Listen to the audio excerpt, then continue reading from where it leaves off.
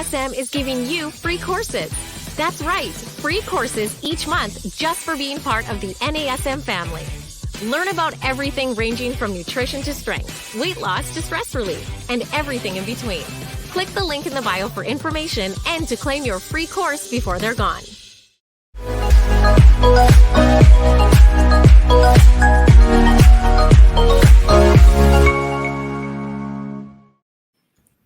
Hello, everybody. Welcome to another episode of Random Fit. I am Wendy Batts, and I'm here with my co-host, Mr. Ken Miller. Ken, how are you today? Good, Wendy. How are you? Oh, just living a dream. It's no place I'd rather be.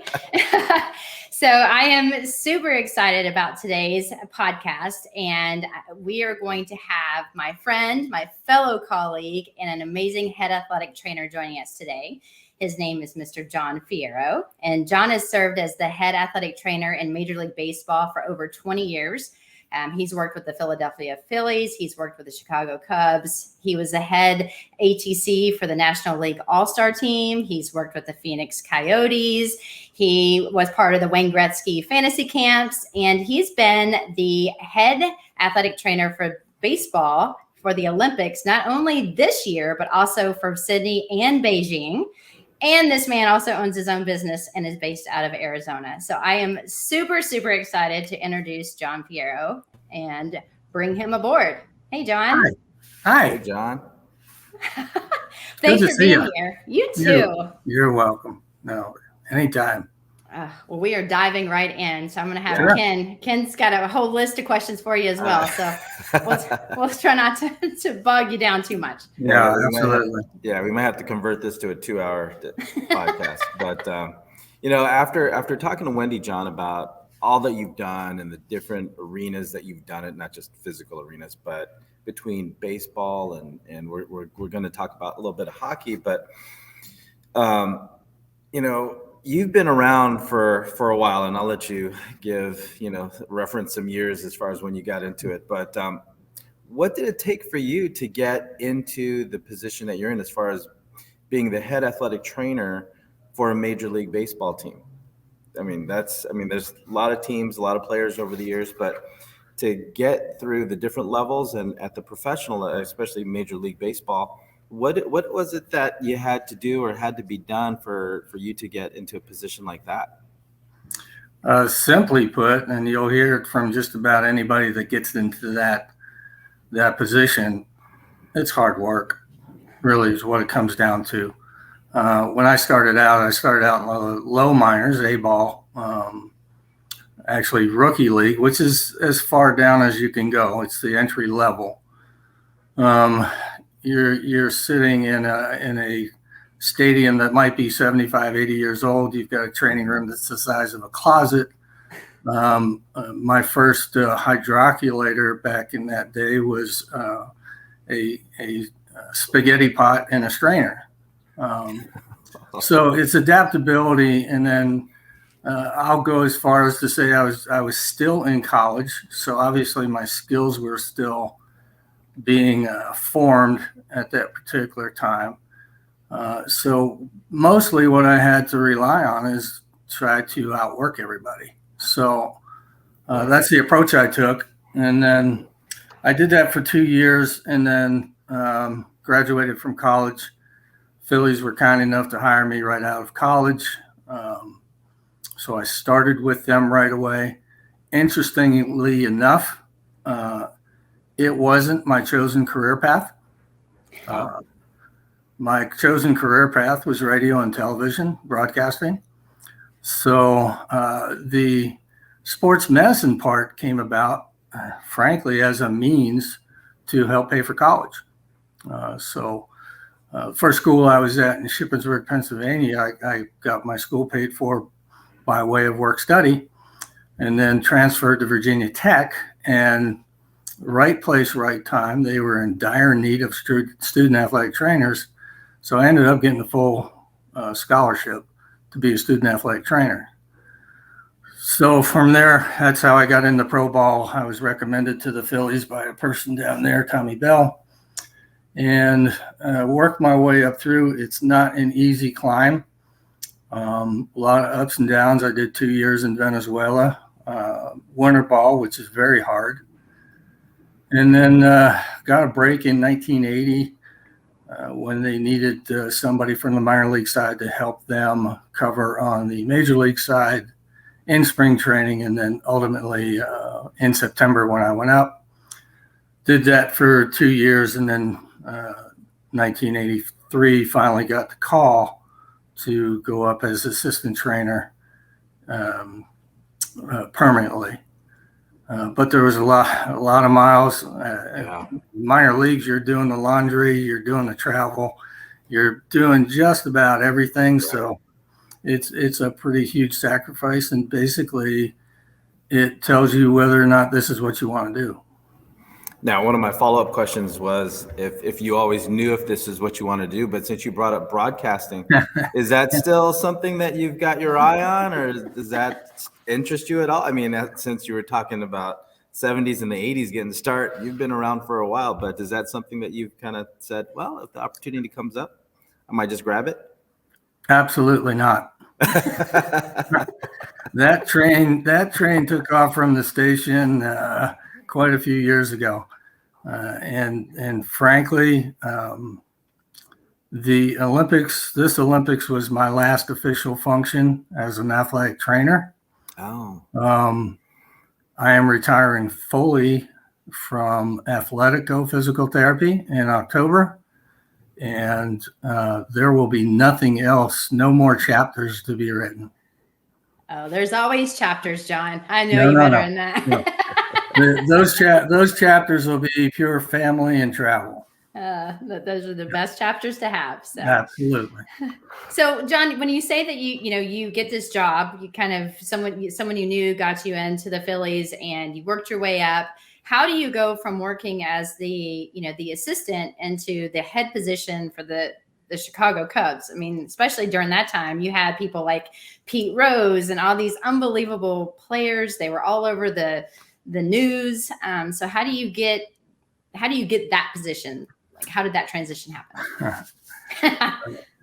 Interestingly enough, okay, to set up a little bit of history, when I came up with the Phillies, a man named Dallas Green was the manager there and was running the show. He was actually the guy that hired me for the minor leagues as a farm director.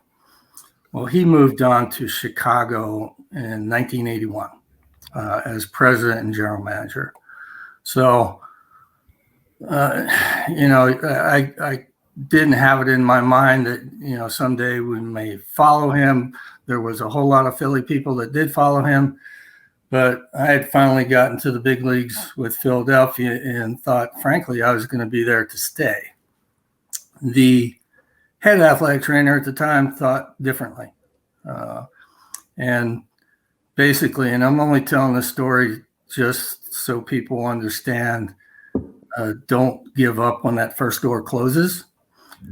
Head athletic trainer sat me down and said, you need to find somebody else or something else to do, because you're not a very good athletic trainer. And you will never be a head athletic trainer in the major leagues. So I just looked at him and said, that's your opinion. I didn't put a call into the Cubs. Cubs found out what happened. They called me. And basically Dallas said, I don't have a position in the major leagues for you. What I can do is keep you in baseball. So I'm going to put you down in Peoria, which is A-ball again, and we'll see what happens from there. So I took it. It was an opportunity to stay in baseball. And then at the end of that year, the Cubs let their head athletic trainer go. It came down to a competition between myself and the AAA trainer, and as they say, the rest is history. So it wasn't, again, that part of it wasn't an easy climb. Took a step back just to make my way forward. Did I feel like I deserved it at the time? I was pretty confident, yes, that I can handle the job. Awesome. Well, for those of you guys that are joining us, we are here with our friend and colleague, or I guess ex-colleague now, but definitely still a friend, Mr. Well, John Fierro. colleague. Yes. And we're talking about what it's like to be in pro sports. We hear this question all the time, like, I want to work in pro sports, but it's not as easy as you think. And so we're talking with John about his path and all that he has accomplished and then what it took to get there.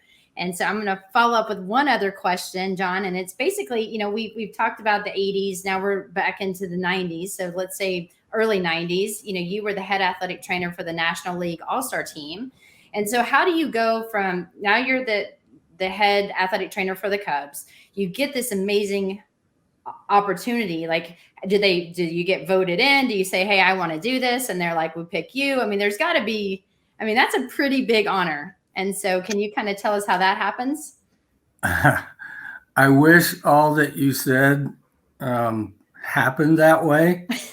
And I was hugely honored to be selected.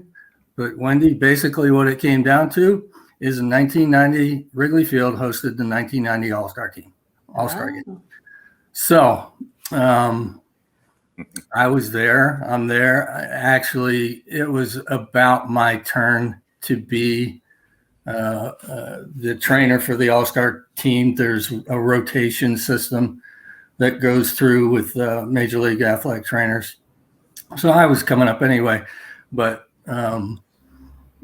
National League reached out, Bill White, and said, we'd like you to be the host and we'd like you to take charge of the whole medical situation while we're there.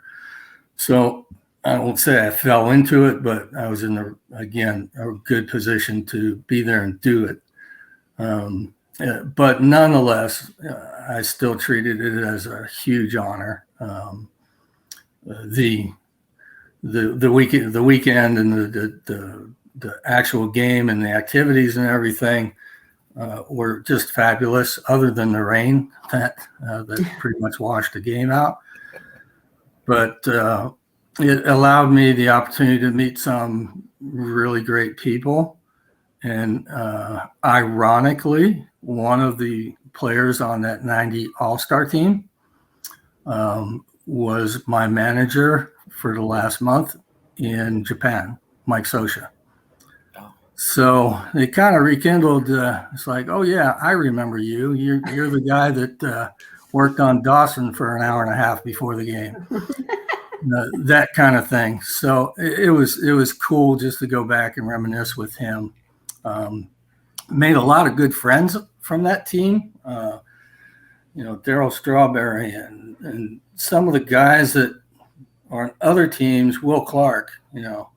Nobody liked Will Clark at the time and thought he was a different kind of person. And just having that opportunity to be with them those 3 days gave me an entirely new perspective, and we became friends. So I was lucky that all developed during that thing. And probably the biggest moments and one of my biggest memories at the time was I got the opportunity to meet Joe DiMaggio, who, as a kid in Jersey, obviously was everybody's idol. Turned out he spent almost 2 hours in the training room with me, just talking, just to stay away from the crowd. So that was a moment that I'll always cherish. He's kind of a big deal. Yeah, I even picked up the phone and called my father and said, you're not going to believe this. You know what?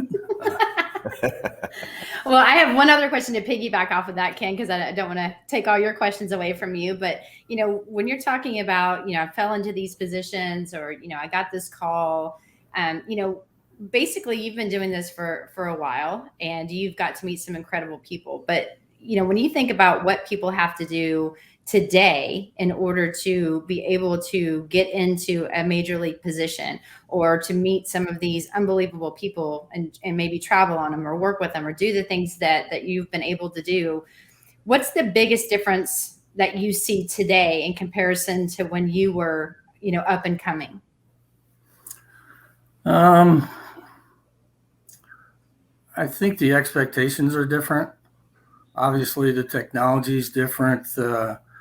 Being a head trainer nowadays, from what I can tell, and most recently in my time with the Coyotes and trying to help Jason Service there as a head trainer, you are much more inundated with paperwork and administrative work than we were back in our day. It's the information highway.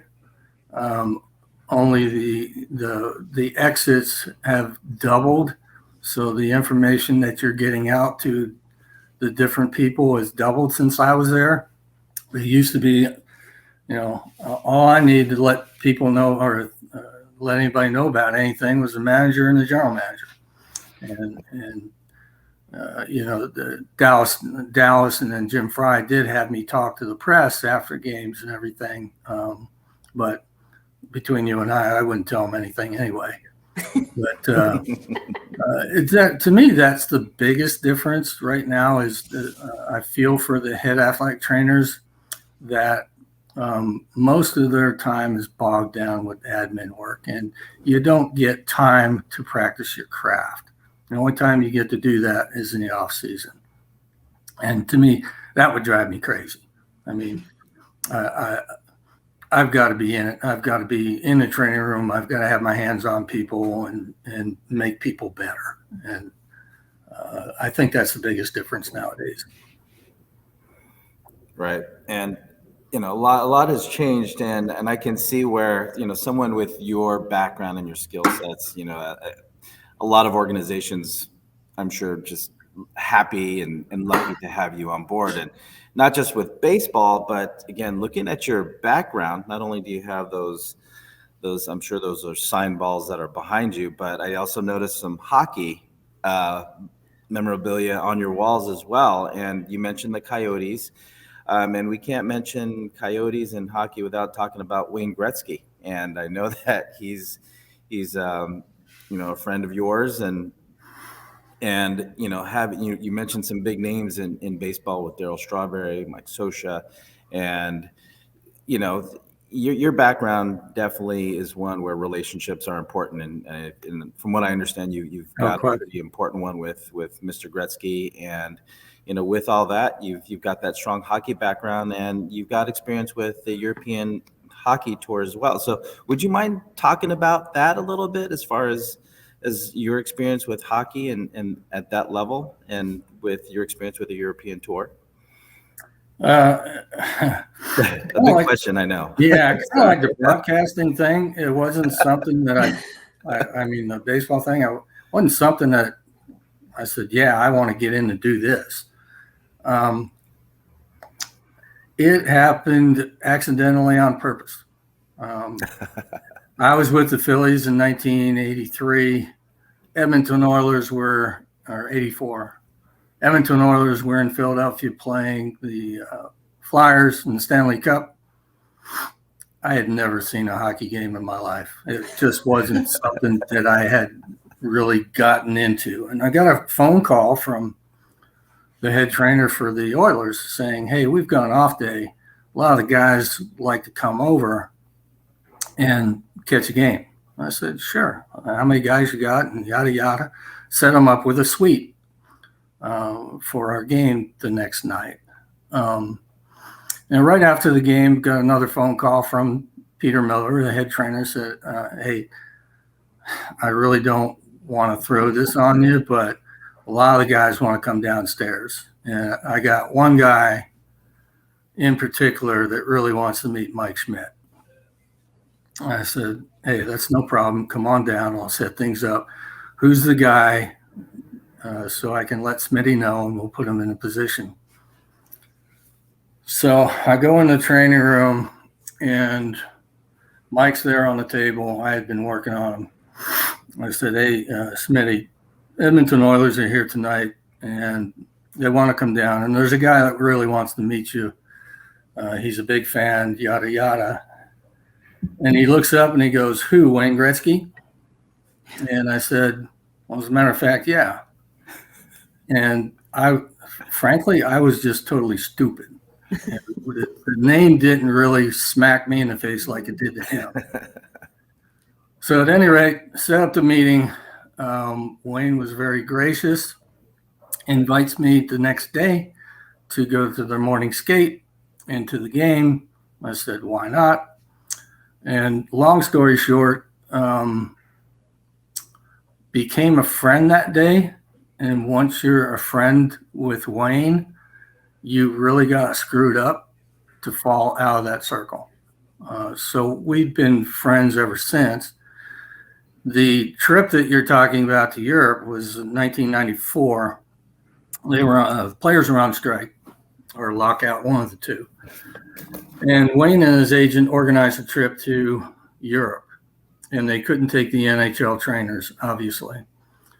So lo and behold, he picks up the phone and calls me.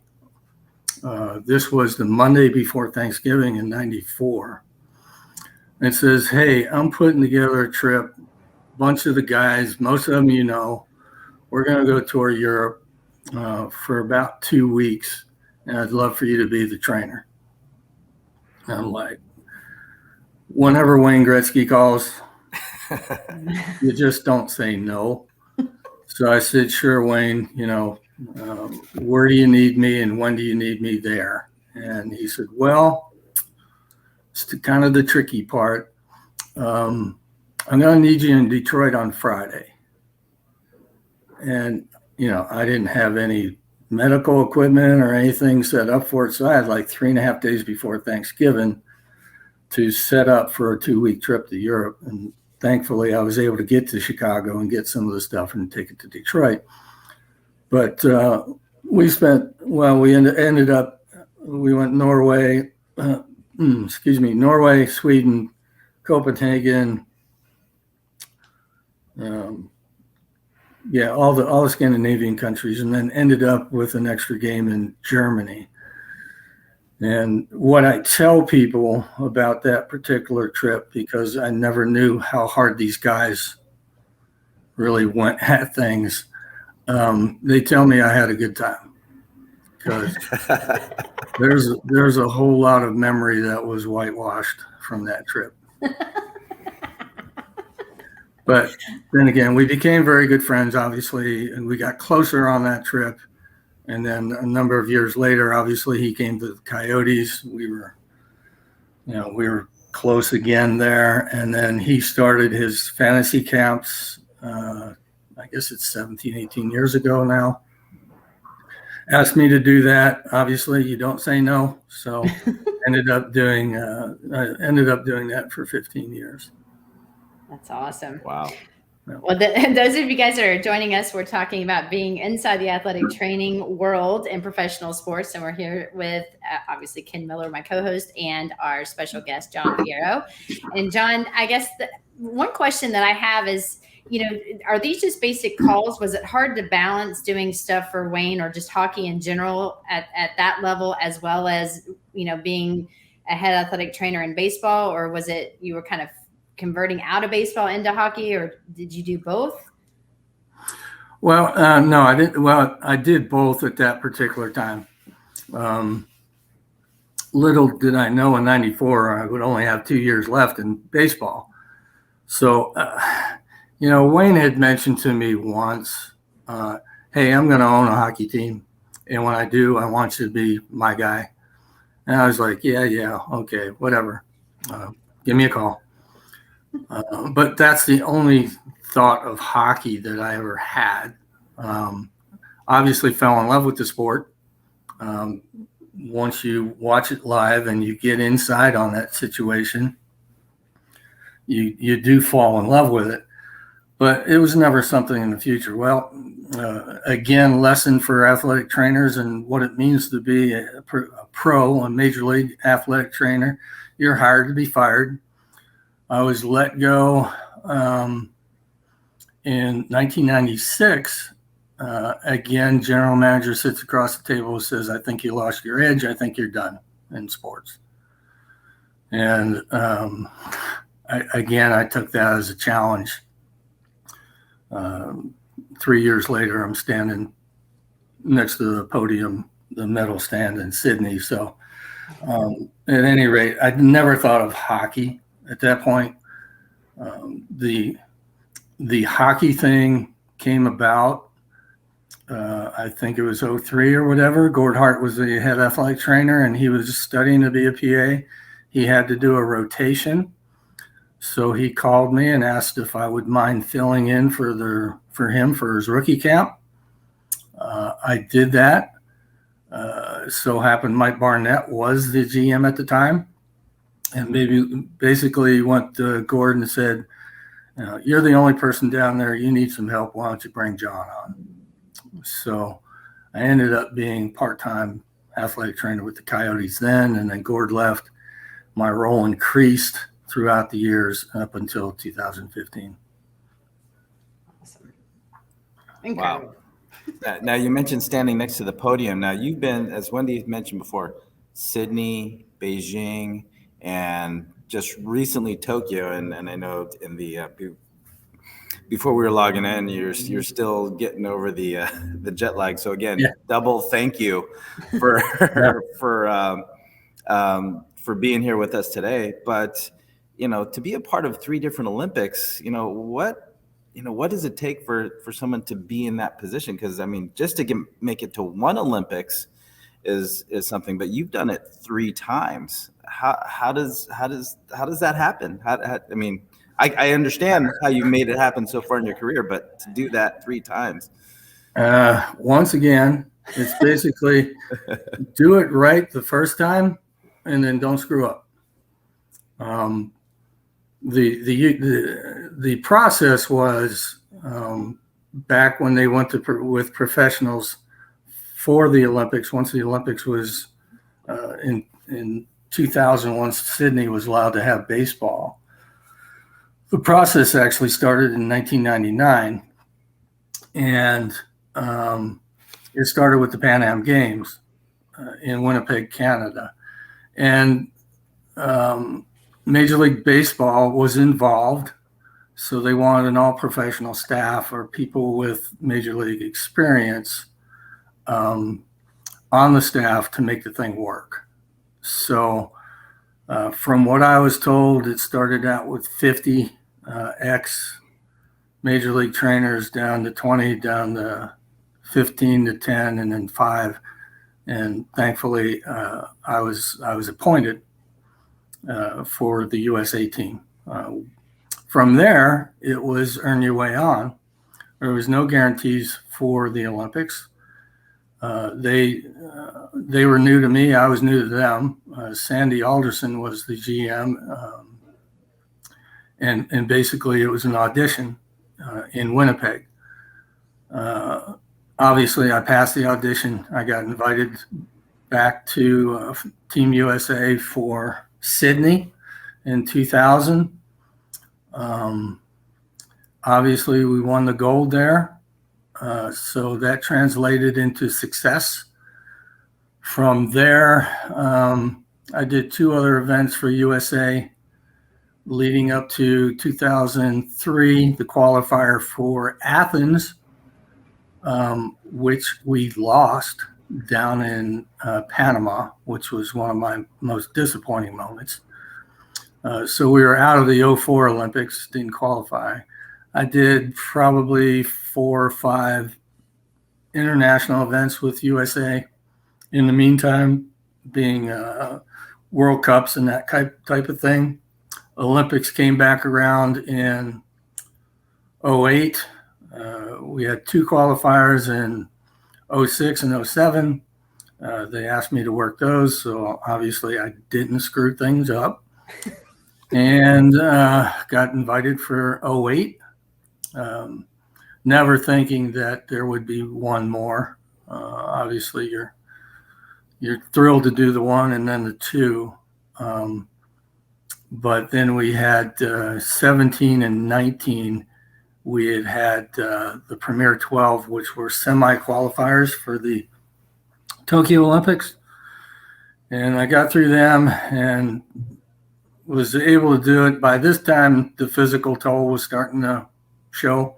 I was starting to feel it, and harder to recover, especially internationally. But they did invite me to go back to Tokyo. So I said, okay. I appreciate that. I'm honored. This will be my last one. Now, but between the 3 different Olympics and, again, spanning 12 years, what's one of the bigger differences that you've noticed from one Olympic to the next? Obviously, the evolution of it was security. Back in 2000, this was pre 9/11. We were in Sydney and we had a meeting with the FBI, and the FBI sat us down and said, this is now becoming an international situation where we are concerned about security. There's a group out there called Al Qaeda, run by some guy named Osama bin Laden, that has targeted 3 teams at this Olympics, and one's the dream team, number 2 is the baseball team, and number 3 is the softball team. So things started to tighten up from there, and consequently, each one of the Olympics leading up to Tokyo, you can just see and feel the increased security. That was a big difference. Obviously, the biggest difference with Tokyo most recently was that we were in a bubble. With the COVID situation, we were not allowed to leave. If we did leave, we couldn't get back in. It was a 10-day quarantine automatically if they caught you leaving. So the freedom to go to other venues and see the other parts of the Olympics was taken away, and that was a huge difference, because the other 2 we were able to do that. We were able to go to swimming and track and field and everything, and that was hard. And obviously, just seeing the different cities and everything is quite unique and quite different. Awesome. Well, so I guess I'm going to piggyback off of what Ken was just saying, but if you were talking about your Olympic experience and everything, and you got to go and see other sports, did you guys go as a team? Did you just individualize and say, I'm going to go and watch the divers and somebody else go and watch, some other sport? Or was it, did you have other people to hang out with, or was it kind of you doing your thing and then the team doing their thing? Usually the coaches kind of hung together. The ones that lived in the village, we had access to tickets every day over at the USOC headquarters there. And the players, they did what they wanted to do. But usually it was myself and another coach or something. We'd go over and check the board and see what was available, what they had tickets for, because obviously there weren't tickets available for everything back then. The dream team was the dream team, and everybody wanted tickets to the basketball. So you had to pick and choose which you could go to, and then you had to factor in your schedule, because we played almost every day, as to whether or not you can pull it off. But yeah, I'd say a lot of the players would hang together and go to an event, and coaches. There'd be a few players, with us. There was one thing that we did in Beijing all together, the entire team, and we went to the Great Wall, and got a lot of cool team pictures and everything with that. But usually when you're inside the village there, you're just kind of doing your thing. Yeah. And you don't receive medals, right, John? The coach. We do not. I think that's such a bummer, because you win the World Series, you get a ring, right? Yeah. And,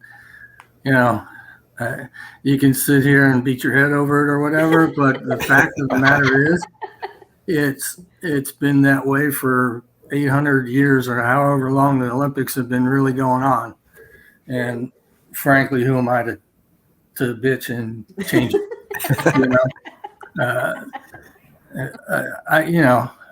We did get a replica medal in Beijing, and that was done by USA Baseball. So it was kind of a gift to us. Don't know what's going to happen here. We do get rings. So every Olympian gets a ring. So I've got that to look back at. And, a medal doesn't replace what you take home from the experience. Yes, I can't even imagine. But John, you're very humble, just so you know, and you're just like, oh, I just randomly got a call, or oh, I just knew this person. And I've known you for many years and know that it's a lot more. And you are absolutely amazing at what you do. And with that being said, I'm not the only one that feels that way, because there's been multiple people that have thanked you throughout their career. There's two that come to mind. There's Ryan Sandberg and there's Andrew Dawson. And their Hall of Fame speeches. And if you guys want to listen to them, you can easily find them on YouTube, because it's amazing. But, with you being able to hear this, being on the other end, and you hear your name in these speeches, I mean, that had to make you feel absolutely incredible. So did you know it was coming, or how did you find out that you were mentioned? And then, what do you call them and say, hey, thanks? Or Actually, I was more honored and privileged to get the invite to be there.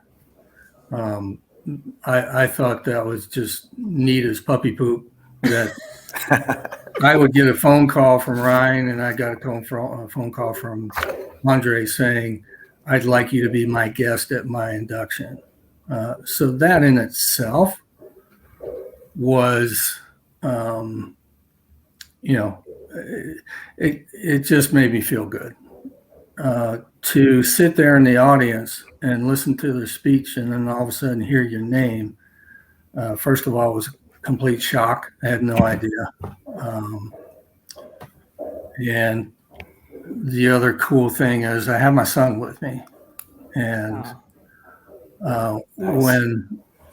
especially when Andre mentioned my name, he was old enough to kind of grasp it. He was thinking about an athletic training career himself. And I turned to him, and he looked at me and he said, way to go, Pops. Aww. And you can't put a measure on that kind of moment. The first time when Rhino did it, I went backstage afterwards, and I looked at him, I walked up to him, shook my head, and he looked at me and said, gotcha, didn't I? And, the history with Ryan and I, we were together when I mentioned rookie ball. We were together in rookie ball with the Phillies. So, I had Ryan probably 85% of his career. So we had a bond there. And, for him to do that was, I guess you would call it, same thing with Andre, a validation of the work that you put in, not just for me, but for the profession. Anytime that happens, when one of us gets publicly acknowledged, it's just a boost to the profession. Amazing. Well, I have one other question, because I know Ken's probably going to, ask another one, and then we'll let you go, because again, we can probably talk to you all day. But John, we've been talking a lot about athletic training, and, we have people that obviously, are part of NASM that understands kind of the profession of athletic training. And I mean, obviously it's way different than personal training. There's different schooling involved. There's different tests that you have to take in order to get your ability to touch, if you will. But can you just briefly explain what is an athletic trainer, and, what do you have to do to become an athletic trainer? Well, I mean, nowadays you almost have to go through a curriculum at a designated school. I'm not going to name them off, because I'm not going to give out free credit.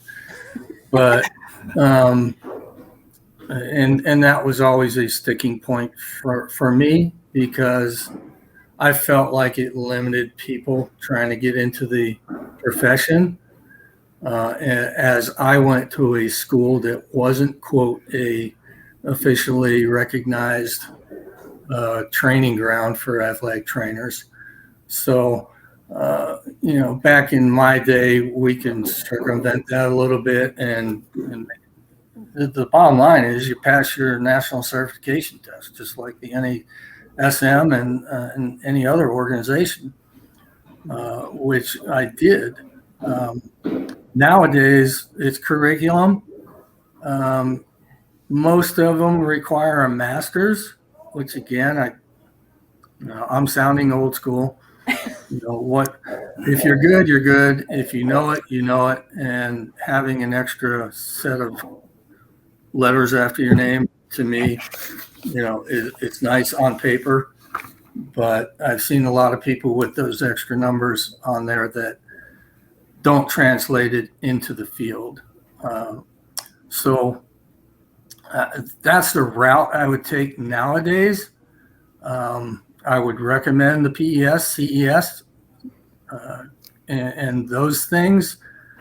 Again, not for the initials on the end of your name on a resume, but the actual learning experience. I know back in our day, Wendy, when we were doing our thing at physio with Mike Clark and Alan Russell and Tyler and everybody, my experiences coincided with their experiences. Mm-hmm. And I think together we had a pretty good product and had a pretty good thing going on there. So the parallels, I think everything is very similar. I think you need to have a strong understanding of how the body works as an athlete, because you're not going to be able to fake that. You might be able to fake some other things and talk your way out of other things that you really don't know about. But if you don't understand how the athlete functionally moves in order to be able to treat them and or prevent injuries, then you're going to be exposed really quickly. So I think that's the major emphasis nowadays. My son, as I mentioned, my son's in it. He's AAA trainer for the Angels in Salt Lake. And I see the evolution. I've been blessed to see the evolution over the last 10 years just through him. And the things that he's had to continue to do educationally to make sure that he has all the tools that he needs once the season starts, once he goes to the off season. Yeah. Well, your son's very lucky, because I will tell everyone that John Fierro was very instrumental in my career. Coming out of school, having no idea what I was doing, I was paired with John as well as Dr. Clark, and they led me into the path of what I wanted to do, and I just needed to become smarter and better. I took a lot of time, and having unbelievable mentors really, I cannot thank you guys enough, because like I said, I feel very confident in what I do, but if I wouldn't have had you guys in my life coming out of school, I don't know where I'd be. So I appreciate you very much, John. Well, you bring in the other half of what I've mentioned throughout this whole thing is you had the opportunity, you were given an opportunity, and you've worked your way into where you are right now. So don't sell yourself short on that, because I personally know how much work it's taken to make you who you are today. Our moment. And it was recorded here, y'all. Yeah. So let me ask you one more question, John. We talked about, you're going to be done in October, as you mentioned, and we kind of jokingly said about, with what you've done over hockey and baseball, you were closing that chapter of your book. Now, I'm wondering, is there any chance to have literally having a chapter written in a book written by you? Because I could sit here and listen to these stories for hours on end. Is there any hope or possibility that we might see that from you? I've been asked that a number of different times. The problem, I think, for the most part, is that it would be predominantly R-rated. So it kind of makes it a little difficult. And then, Wendy mentioned it. I've got a certain level of humility that that I believe that all this for me has been a gift, and I'm thankful for that gift to the man above. And I don't know. I suppose someday I should jot down some of the stories. A lot of them I've forgotten, but I wouldn't be looking for any hardback copy along the way. Because I'll tell you right now, John, since I've been listening to you during this recording, I've written down some, if you don't mind me saying, John Fierro-isms. I don't know if that's ever been presented to you, but I have here, do it right the first time. You don't say no to Wayne. Accidentally on purpose. Need his puppy poop. That actually has an underline. If you're good, you're good. If you know it, you know it. So if you wrote chapters just based on those titles alone, I would buy 12 copies and hand them out. Yeah, I suppose. But yeah, I mean, it's kind of you don't see many books out there from athletic trainers, and it's probably for the same reason that we do what we do. We're always in the background, and for the most part, mostly all of us don't like to put ourselves in the foreground. So I think that's part of the big reason. But come out and sit around the campfire, and I can give you 2 hours worth of stories at least. So next time Wendy and I are in town, we will definitely be giving you a call for sure. So I just want to say, John, this has been an honor and a pleasure, and thank you so much for the stories you've had to share and your insights on your career. And I couldn't think of a better way to spend this time as far as getting to know you and what you've done and to influence not just one sport, but 2 from an athletic training standpoint. So for everybody that's been sitting with us, we had the pleasure of having Mr. John Fierro, head athletic trainer in both hockey and Major League Baseball. So if you liked what you heard and want to hear more, please like, follow, subscribe, and comment. And until next time, we look forward to seeing what we can do to give you topics that you will love and enjoy, just like this interview here with John. So thank you again, John. And until next time, everybody, take care and be well.